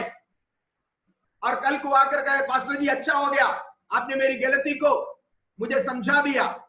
ये ना हो कि वो कल को प्रभु के और प्रभु के काम के विरुद्ध खड़े होकर सब कुछ सत्यानाश करने वाला जंगली आदमी बने। ऐसा काम नहीं करना। एक प्राचीन के ऊपर, एक लोकल पास्टर के ऊपर, सीनियर पास्टर होने के नाते कभी भी किसी प्रकार का एक्शन लेना पड़ता है। पौलुस तीमुथियुस को कह रहा है, ध्यान रखना, किसी भी पक्षपात में, हो सकता है तुम्हें सपोर्ट करने वाला नहीं हो सकता वो मतलब आपके इतना करीबी ना हो सकता है आपके इतने पसंदीदा ना हो, फिर भी पौलुस कहता है परमेश्वर के पुत्र प्रभु यीशु मसीह को और स्वर्गदूतों को गवाही मानकर मैं तुमसे कहता हूं, कोई भी कदम पक्षपात के द्वारा नहीं होना चाहिए। आज के अगुओं के एक प्रॉब्लम मैं आपको बताऊंगा। ये अगुए पवित्र आत्मा की बातें सुनना छोड़ दिया। इनके लेफ्ट राइट में घूमने वाले कुछ जंगली लोग होते हैं, ये लोग अगुओं के कान भरते हैं। पास्टर जी आपको पता है वो ऐसा है, वो ऐसा है, वो ऐसा है, ये बड़े पादरी क्या करता है, ये सारे जंगलियों की बातें सुनकर इसकी दिमाग में उस व्यक्ति के प्रति एक दूसरा पिक्चर आ जाता है। फिर पीली बीमारी जिसको है वो जहां भी देखा तो पीला ही दिखेगा। फिर वो पास्टर इस व्यक्ति को, इस पास्टर को जब देखते हैं, वो सीनियर पास्टर या जूनियर पास्टर को जब देखते हैं, वो इनको गलती नजर आता है। मतलब इसके हृदय के अंदर, कान के द्वारा लोगों ने इसके हृदय के अंदर ऐसे नफरत फैला दिया, नफरत भर दिया है कि वो पास्टर इस व्यक्ति से नफरत करने लगे। फिर इसके विरुद्ध वो जो कुछ सोचेगा बुराई होगा, इसके विरुद्ध वो जो कुछ करेगा बुराई होगा। उसका विचार, फिर इसको काट दो, इसको जड़ से काटो, इसको सेवकाई से निकालो, संस्था से निकालो। इस तरह की बदला की भावना कर कई लोगों को लात मारकर बाहर निकाल देते हैं। वो लोग फिर सेवकाई में नहीं होते हैं, वो सबसे बड़ा सुसमाचार का विरोधी बन जाता है। कईयों के अनुभव देकर बोल रहा हूं, इतनी साल की सेवकाई में कईयों के अनुभव देखे हुए मैं कह रहा हूं। तो इसलिए सीनियर पास्टर आप कभी बनेंगे तब अपने जूनियर पास्टरों को, अपने नीचे जो पासवान लोग हैं उनके बारे में सोच समझ कर कदम उठाना। आगे पढ़िए बेटा, 21-22 पढ़िए, 22-23 तीमुथियुस की पत्री। किसी पर शीघ्र हाथ ना रखना और दूसरों के पापों में भागी ना होना। अपने आप को पवित्र बनाए रख, भविष्य में केवल जल ही का पीने वाला ना बस इनफ क्योंकि यहां पर लिखा हुआ किसी पर शीघ्र में हाथ नहीं रखना। इसका मतलब क्या है? इसका मतलब यह है कि एक सीनियर पास्टर होकर हाथ रखने का मतलब होता है ऑर्डिनेशन। आपको मालूम है पौलुस और बरनबास इन दोनों को सीनियर पास्टरों ने सर पर हाथ रखकर सेवकाई के लिए अलग किया था। प्रेरितों का पुस्तक 13 अध्याय में यहां पर पौलुस कहता है किसी को शीघ्र में, बिना कुछ सोचे समझे, बिना कुछ जाने, किसी के रिक्वेस्ट पर किसी को ऑर्डिनेशन नहीं देना। उसकी सेवकाई, उसकी पारिवारिक जीवन, जिस देश में वो रह रहा उस देश के और कलीसिया के प्रति अच्छा गवाही। हाँ, या कलीसिया का बार संभाला 1 साल भी नहीं हुआ, ऑर्डिनेशन मिल गया। किसने दिया? बड़े टॉप पास्टर ने दिया। क्यों दिया? रिकमेंडेशन। किसने रिकमेंड किया? कलीसिया में अच्छा मोटा दसवां देने वाले एक व्यक्ति ने रिकमेंड किया, पास्टर जी ये मेरा भतीजा का भलाना है, ये मेरी दामाद की साला जी है, ये मेरी जीजा जी की भलाना है, इसको ऑर्डिनेशन दीजिए। कलीसिया में अच्छा या संस्था में अच्छा मोटा रकम देने के कारण सीनियर पास्टर ने उसको भी ऑर्डिनेशन दे दिया। एक कलीसिया कभी संभाला नहीं है, एक कलीसिया संभाले हुए कभी उसके पास कोई इतिहास नहीं है। ठीक है, उनसे भी सीनियर पास्टर खड़े हैं, उनको अभी तक नहीं मिला। उनसे भी सीनियर प्रभु की सेवकाई में निकले हुए लोग अभी तक खड़े हैं लाइन में, नहीं दिया।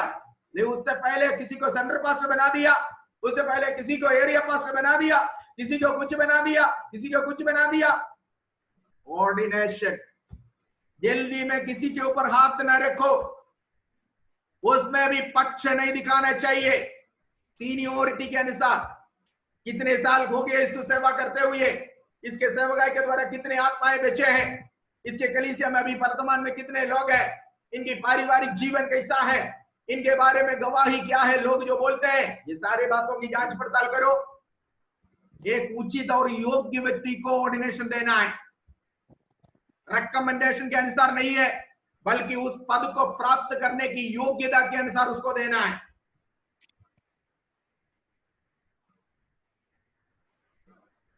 समझ में आ गया? ठीक है, जल्दी में किसी के ऊपर हाथ नहीं रखना। हाथ रखने का मतलब मारने की बात नहीं है, लोग ऐसे भी सोचते हैं, मारने की बात नहीं है। हाथ रखने का मतलब ऑर्डिनेशन देना, जल्दी नहीं। सेवकाई में कम से कम मिनिमम 5 साल हो गया, एक कलीसिया संभाल रहे, कलीसिया से अच्छी गवाही है, उसकी कार्य जैसे अंधज्ञ के कलीसिया के बारे में, उस कलीसिया के बारे में सभी लोग अच्छे गवाही देते हैं। इस तरह की गवाही आने दो ना, तब तक उसको परखो, उसको जांचो, उसकी जीवन कैसा है, परिवार कैसा है, गवाही कैसा है, सेवकाई कैसा है, प्रचार कैसा है, सब जांचो। जल्दी किसी के ऊपर हाथ नहीं रखना। आगे बढ़िए। भविष्य क्योंकि में अगर ऐसा करने से आपको पता नहीं है इसकी जीवन क्या है, एक बार आपने ऑर्डिनेशन दे दिया, 6 महीना पूरे नहीं हो, फिर पता चला इसका नैतिक जीवन सही नहीं था, ये कलीसिया में ऐसे ऐसे करने वाले हैं, ये ऐसे ऐसे किया, बदनाम हो जाएगा। क्योंकि कुछ लोगों का पाप पहले प्रकट होता, कुछ लोगों का बाद में, लेकिन एक दिन मनुष्य का सबका हाल एक दिन प्रभु के सन्मुख में खुल जाएगा। सो वेट, ध्यान से रुक के करना, जल्दी में नहीं करना। क्योंकि आप बिना कुछ जाने, बिना कुछ सोचे, बिना कुछ जांचे किसी को ऑर्डिनेशन दे दिया, बाद में अगर उस व्यक्ति के बारे में कोई ऐसा कहानी सुनने को मिले, कोई ऐसी बातें प्रकट हो गया जो लोग सुनाते कहते बदनाम का कारण हो जाएगा। इस कारण जल्दी में किसी को क्या नहीं करना है, हाथ नहीं रखना, ऑर्डिनेशन नहीं देना। अब आगे की आयत को पढ़िए। भविष्य में केवल जल ही का पीने वाला ना रहे, पर अपने पेट के और अपने बार बार बीमार होने के कारण थोड़ा थोड़ा दाख रस भी कम काम में लाया कर। सुनिए, इस आयत को गलत सेंस में लेकर कई पादरियां सोने से पहले एक एक पूरा बोतल पीकर पागल हाथी के न्याय काम करते हैं।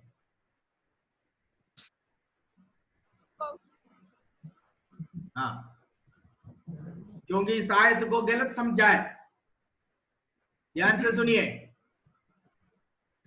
कल मैंने आपको बताया, कल या परसों मैंने आपको बताया, दाख रस अलग चीज होता है, दाख मधु अलग चीज होता है। दाख रस जो होती है वो प्योर अंगूर की जूस है, जो आप घर में मौसम्बी का और क्या कहता है अनार का वगैरह का जूस जो बनाते हैं ना मिक्सी में डाल के, इसी तरह अंगूर मिक्सी में डालकर जो उसकी जूस निकलते हैं वो प्योर चीज है। वो पीने से मतवाला नहीं होते, वो आपके शरीर को नुकसान नहीं करेगा, बल्कि वो अच्छा है। दाखरस जो है वो एक दवा है। इससे पहले भी मैंने एक क्लास में आपको बताया, ये दवा है। गुड समरिटन के बारे में लूका 10 में हम लोग पढ़ते हैं। एक मनुष्य यरूशलेम से यरीहो की ओर जा रहा था, चोरों के बीच में पड़ गया। आपको पता है ना, चोरों ने उसको आक्रमण करके अधमुआ करके छोड़ दिया। 3 लोग वहां से आया, एक लेवी आया, एक याजक आया, एक समरी पुरुष आया। ये समरी के पास क्या क्या था, तेल और दाखरस था। ठीक है, लिखा हुआ उसने उसको अपने दाखरस पिला दिया और तेल जो है बाहर की गांव में उंडेल दिया। तो ये दाखरस जो है घाव सुखाने का एक औषध है, औषधि है। दाखरस, दाख मधु नहीं है। दाख मधु कैसे बनाते हैं मैं बताता हूं। दाखरस औषध है। गुड समरिटन अच्छा शमरी ने अपने फर्स्ट एड बॉक्स में रखा हुआ, फर्स्ट एड बॉक्स में दवाई होते हैं ना, फर्स्ट एड बॉक्स में क्या होता है, दवाई होते हैं। सफर में चलने वाला हर कोई अपने देश से बाहर जाए, आप तो अपने दवाई का मेडिसिन की बॉक्स तो साथ लेकर चलते तो होंगे, शरीर का ध्यान रखने वाला सबका ही लगता है, लेके जाता है ना। फर्स्ट एड बॉक्स के अंदर दारू की बोतल होती है कि डेटॉल की बोतल होती है? डेटॉल ही होगा ना, कहीं कट गया लगाएंगे, है ना। सावलोन हो सकता है, डेटॉल हो सकता है कि नहीं। वो पीने के लिए नहीं है, बल्कि अगर शरीर में कट हो गया तो लगाने के लिए दवाई है। ये शमरी मनुष्य के पास एक फर्स्ट एड बॉक्स था, जिसमें से उसने दाखरस निकाला और तेल निकाला।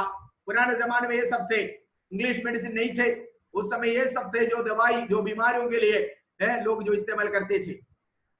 आज इंग्लिश मेडिसिन गोलियों के रूप में हमारे पास आया हुआ है, गोलियां हैं सब। पुराने जमाने में इंग्लिश मेडिसिन जब लागू नहीं थे उस समय लोग जड़ी बूटियां, आयुर्वेदिक और इत्यादि जो है चीजें इस्तेमाल करते थे। सो उनके पास कई दवाइयां था, उनमें से एक दवाई दाखरस था। वो दाखरस जो है फर्स्ट एड के तौर पर उनके गांवों में लगाकर पट्टी बांधकर उसको सराय घर में लेकर गया, हम पढ़ते हैं। मेरा कहने का एक ही बात है, पॉइंट है कि ये एक दाखरस जो है वो औषध है। ये परमेश्वर मनुष्य की जरूरत के लिए बनाया दाखरस। जैसे 104 आप अभी नहीं पढ़ने का है, 104 का 15 में लिखा हुआ है, मेरे को लगता है हिंदी में उसको दाग मधु ट्रांसलेट किया हुआ है, लेकिन अन्य वर्षन में दाग मधु नहीं है, दाख रस ही है, ठीक है। और वहां पर लिखा हुआ है। सो मेरे कहने का मतलब पौलुस तीमुथियुस को कह रहे हैं तू थोड़ा सा दाखरस दवाई के तौर पर ले सकता है। कारण तीमुथियुस को करीब से जानने वाले हैं पौलुस। तीमुथियुस अक्सर पेट में उसको कोई प्रॉब्लम हुआ करता था, जैसे शाऊल के पौलुस के शरीर में एक बीमारी थी जो कुरिन्थियों की पत्री में पढ़ते हैं। 3 बार उसने उसके लिए प्रार्थना किया, प्रभु ने बोला नहीं, इसको नहीं हटाऊंगा, मैंने तुझे ये दिया है ताकि तू घमंड न करे, प्रकाशन की बहुतायत के कारण घमंड न करे, इसलिए मैंने इसको तुझे दिया है, ठीक है। तो इसी प्रकार तीमुथियुस को कहा जाता है, इतिहास बाइबल में नहीं लिखा, इतिहास कहता है तीमुथियुस को हमेशा पेट में प्रॉब्लम होता था, अल्सर की प्रॉब्लम होता था, अल्सर।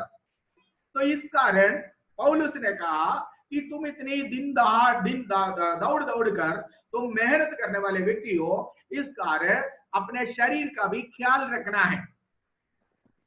तो इसलिए तुम्हें उस बीमारी के लिए थोड़ा सा दाखरस दवाई के तौर पर लेना है। यह बताया, यह शराब पीने का एक एक्सक्यूज नहीं है।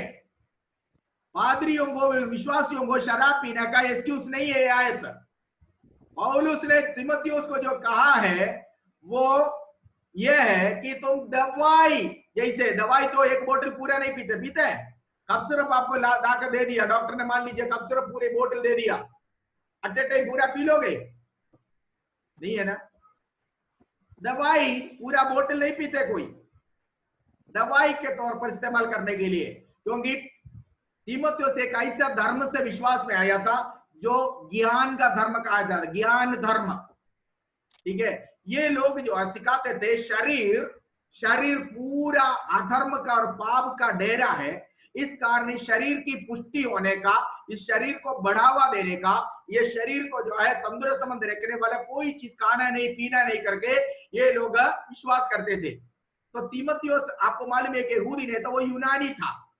यूनानी लोग विश्वास करते थे कि शरीर पूरा बुराइयों का डेरा है, ये बुराइयों का डेरा शरीर को तंदुरुस्तमंद नहीं रखना, इसको ठीक नहीं करना, क्योंकि अगर शरीर पुष्ट रहेगा, शरीर अगर हष्टपुष्ट रहेगा, शरीर अगर तंदुरुस्तमंद रहेगा, उसमें पाप बढ़ेगा, अधर्म बढ़ेगा और उसमें बुराई बढ़ेगा। इस कारण शरीर के प्रति कदर नहीं करना, शरीर को पालन पोषण, शरीर को पोषक मिलने वाला किसी प्रकार की चीजें इस्तेमाल नहीं करना कर यूनानी लोग विश्वास करते थे। तो तीमुथियुस ऐसे एक विश्वास से आया, इस कारण तीमुथियुस खाली पानी पीते थे और कोई भी ड्रिंक्स जो हम पीते हैं जैसे कॉफी हो गया, चाय हो गया इत्यादि, कोई चीज नहीं, केवल पानी पीता। पौलुस कहता है, पौलुस के साथ रहा, एक पिता और बेटे के नहीं रहा, पौलुस इनको करीब से जानता है। पौलुस कहता है कि विश्वास में मेरा सच्चा पुत्र है। पौलुस कहता है कि बेटा, एक पिता होने के नाते अपने बेटे के शरीर की और तंदुरुस्ती के ख्याल रखते हुए पौलुस कहता है कि तुम अपने शरीर का ख्याल रखना है, तुम्हारे पेट का जो प्रॉब्लम है ना, उस प्रॉब्लम के लिए थोड़ा थोड़ा दाखरस तुम दवाई के तौर पर ले सकते हो। That is it. कहा है हमेशा आप पढ़ो बेटा, आगे को पढ़िए। कुछ मनुष्यों के पाप प्रकट हो जाते हैं और न्याय के लिए पहले से पहुंच जाते हैं, पर कुछ के पीछे से आते हैं। नहीं, वो आयत पढ़ो, दाखरस के बारे में लिखा हुआ, कहाँ लिखा है? भविष्य में केवल जल ही का पीने वाला ना रहे, पर अपने पेट के और अपने बार बार बीमार होने के कारण थोड़ा थोड़ा दाखरस भी काम में लाया। देखो यहाँ पर कारण भी लिखा हुआ है। पौलुस को मालूम था उसके पेट में कोई समस्या समस्या है। तब आप एक सवाल पूछेंगे, अरे पौलुस इतना बड़ा आदमी था, उसकी जूनियर को बीमारी होता रहता था। शरीर है, पास्टर का शरीर में भी कीटाणु आक्रमण कर सकता है, स्वर्गदूत नहीं है। पौलुस स्वर्गदूत नहीं था, है ना।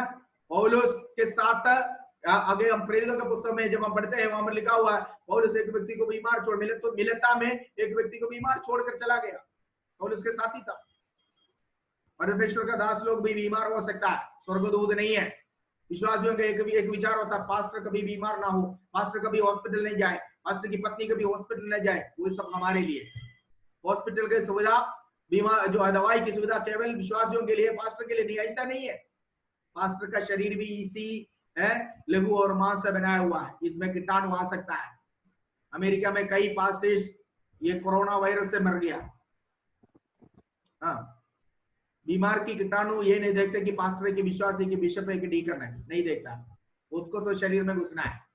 इसलिए तीमुथियुस एक जूनियर पास्टर, पौलुस कहता है तेरी पेट का वो समस्या के लिए थोड़ा थोड़ा क्या करना है, दाख रस भी दाख मधु नहीं है, दाख रस। दाख मधु कैसे बनाता बताता हूं।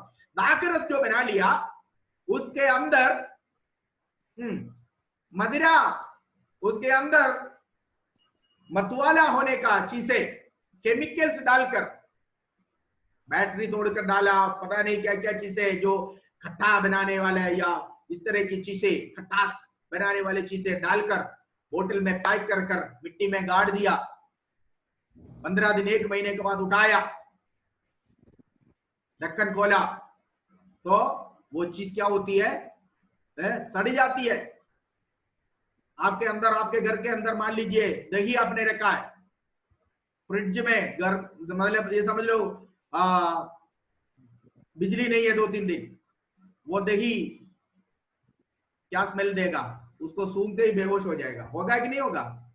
इस तरह की चीजें, बेहोशी करने वाले चीजें, दाख मधु भी, दाख रस भी जो है केमिकल डालकर, इस तरह नाम तो दाख रस ही होगा लेकिन उसके अंदर चीजें जोड़ी है, डाला है, जो हमारे नसों को क्या कर सकता है, सुन कर सकता है, हमें बेहोश कर सकता है। तो उस तरह के नशीले पदार्थों को इस्तेमाल नहीं करना। दाख रस अलग चीज, दाख मधु अलग चीज, ठीक है। सो आपको पता है दाख रस पिया हुआ, दाख मधु पिया हुआ लोगों की, दाख रस नहीं दाख मधु पिया हुआ लोगों की हालत, नूहा ने पहली बार ही किया। नूहा दाख मधु पीकर क्या किया है, उत्पत्ति के पुस्तक 18 अध्याय में लिखा हुआ है। और आप और पुण्य लोत के अनुभव, ये सब 18-19 अध्याय में घर पे जाकर पढ़ना, अभी नहीं पढ़ने का टाइम नहीं है हमारे पास। उसकी नौबत, उसकी दुर्दशा, बुरी दशा क्या हो सकता है, आप पढ़ सकता है। इसलिए शरीर की कमजोरी के लिए और शरीर की बीमारी हटाने के लिए पौलुस ने तीमुथियुस को दवाई के तौर पर थोड़ा सा दाख रस पीने के लिए अनुमति दिया है। ओके, देन बीमार के परमेश्वर के दासों को, परमेश्वर के लोगों को परमेश्वर जरूर चंगाई दे सकता है। आज भी परमेश्वर की चंगाई है, लेकिन बीमारी आ गया तो चिकित्सा देना, अगर बीमारी आ गया तो दवाई खाना, पास्टर का विश्वास क्या ये गुनाह नहीं है। कुछ कलीसिया इसे भी कहते हैं, एक कल्ट है यहोवा विटनेस वाले कल्ट है, जो क्या कहता है झूठा शिक्षक है। वो लोग ना किसी को खून देता है, ना किसी का खून लेता है, ना दवाई करता है, ठीक है। दूसरा एक कल्ट है टीपीएम, एक पेंटिकोस्ट वाला है, दीप पेंटिकोस्ट मिशन कहते हैं, दवाई नहीं लेता, इलाज नहीं कराता। यीशु ने कहा बीमारों को वैद्यों की जरूरत है। यीशु जब कई बीमारों को ठीक किया, यीशु के पास आए हुए, विश्वास के साथ आए हुए बीमारों को यीशु ने ठीक किया, उसके बाद यीशु कह रहे बीमारों को वैद्यों की जरूरत है। तो हमारे शरीर में अगर बीमारी आए तो वैद्य के पास जाए, डॉक्टर के पास जाए, इलाज करना गलत बात नहीं है, वचन के विरुद्ध नहीं है। दूसरा राजा 20:7 में हिजकिय्याह के बारे में हम पढ़ते हैं। हिजकिय्याह शरीर में फोड़े आए, डॉक्टर के पास गया, ठीक है, और उसकी इलाज हुआ है। और उसके साथ एक व्यक्ति था, पढ़िए दूसरा तीमुथी 4:20 पढ़िए, दूसरा तीमुथी 4:20। वहां पर एक व्यक्ति के बारे में लिखा हुआ है जिसका नाम इरास्तुस। हाँ, पढ़िए। इरास्तुस कुरिन्थियुस में रह गया और त्रुफिमुस को मैंने मिलेतुस में बीमार छोड़ा है। देखो पौलुस कहता है मिलेतुस में मैंने मेरे साथ चला हुआ त्रोफिमोस को छोड़ दिया, त्रोफिमोस को मैंने बीमार छोड़ा। पौलुस के रूमाल से कई लोग चंगे हो गए। वही पौलुस के साथ चला हुआ त्रोफिमोस बीमार ही रहा। वही पौलुस की सेवकाई देखा हुआ साथ चला हुआ तीमुथियुस को अल्सर या पेट की प्रॉब्लम हमेशा था। सवाल नहीं कर सकते क्यों, प्रभु की मर्जी है। किसी किसी को परमेश्वर बीमार जानबूझकर देता है, जैसे पौलुस को दिया। घमंड ना करे, अधीनता में रहने के लिए, नम्र रहने के लिए। तीमुथियुस को दिया ताकि तीमुथियुस भी घमंड ना करे। त्रोफिमोस को मैंने मिलेतुस में बीमारी हालात में छोड़ाया। तो पास्टर्स और विश्वासगण दवाई का सेवन लेना, डॉक्टरों के उपचार लेना है गलत बात नहीं है, परमेश्वर के वचन के विरुद्ध नहीं है। शरीर के लिए डॉक्टर है, प्रभु के बदले, प्रभु के अलावा फिर शरीर के बारे में अगर कोई जानकारी लेता है रखता है तो वो केवल डॉक्टर्स है। इसलिए हमारे शरीर में जो प्रॉब्लम जो हमारे समझ में नहीं आता है, डॉक्टर के पास जाकर कंसल्ट करना, डॉक्टर के उपदेशों के अनुसार दवाई लेना परमेश्वर के वचन के विरुद्ध नहीं। इसके कारण हमारा विश्वास नहीं खोता है कि प्रभु नहीं कर सकता इसलिए मैंने डॉक्टर के पास गया, ऐसा नहीं है। डॉक्टर के पास गया तो भी चंगाई प्रभु देता है। डॉक्टर कारण बता सकते हैं आपकी बीमारी का, डॉक्टर इसके कारण बताते हैं कि ये बीमारी क्यों आया, लेकिन चंगाई प्रभु देता है। केमिस्ट शॉप से हम लोग दवाई खरीद सकता है, पर उस दवाई हमारे शरीर में असर करना तो प्रभु भी चाहेगा। प्रभु जब चाहेगा तब होगा। इसलिए वो हमारे विश्वास में कोई टेस्ट का कारण नहीं बनता। बीमार हो गया शरीर में तो हम लोग दवाई लेना, डॉक्टर के पास जाना इत्यादि कोई बात है। तो कुछ लोग होते हैं कि इलाज नहीं करना, डॉक्टर के पास नहीं जाना, किसी को खून नहीं देना, किसी को खून लेना नहीं, ऐसा करके सिखाते हैं। ये सब झूठा शिक्षा है, ऐसी बात नहीं है। प्रभु ने कहा वैद्यों, बीमारों को वैद्यों की जरूरत है, ठीक है। इसलिए पौलुस ने तीमुथियुस को यहाँ पर थोड़ा सा दाखरस पीने के लिए जो कहा वो दवाई के तौर पर पीने के लिए कहा, दवाई, क्योंकि उसके कारण स्पष्ट रूप से लगा बार बार तेरे पेट में जो प्रॉब्लम होता है इस कारण केवल पानी ना पिए, कभी कभी दवाई के तौर पर थोड़ा सा दाखरस भी पिए, दाख मधु नहीं दाखरस पिए।